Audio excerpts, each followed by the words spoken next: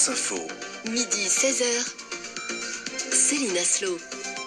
Et à suivre à 14h20, France Info Junior avec une rencontre aujourd'hui avec une championne française de handball. Et puis on retrouvera la carte postale de Sophie Jovillard qu'elle nous envoie aujourd'hui de Toulouse. L'info tout d'abord, Léo Chapuis. Avec d'abord les commémorations ce matin en Italie, 1 an après l'effondrement du viaduc de Gênes, cérémonie de recueillement, des applaudissements, mais aussi une minute de silence respectée à la mémoire des 43 morts. 4 Français faisaient partie des victimes. La contestation à Hong Kong, 2 pilotes de la compagnie locale Cathay Pacific sont licenciés pour avoir soutenu les manifestants pro-démocratie.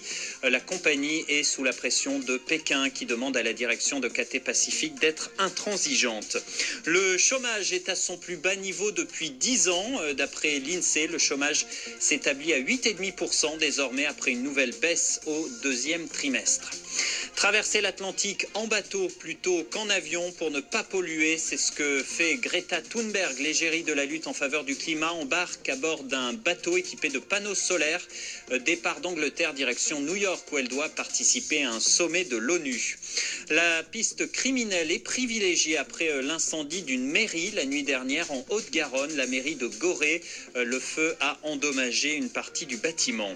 Et puis en football, l'arbitre française Stéphanie Frappart va de nouveau entrer dans l'histoire. Elle va diriger ce soir un grand match européen, Chelsea contre Liverpool, la Super Coupe d'Europe, match entre le vainqueur de la Ligue des Champions et le gagnant de la Ligue Europa.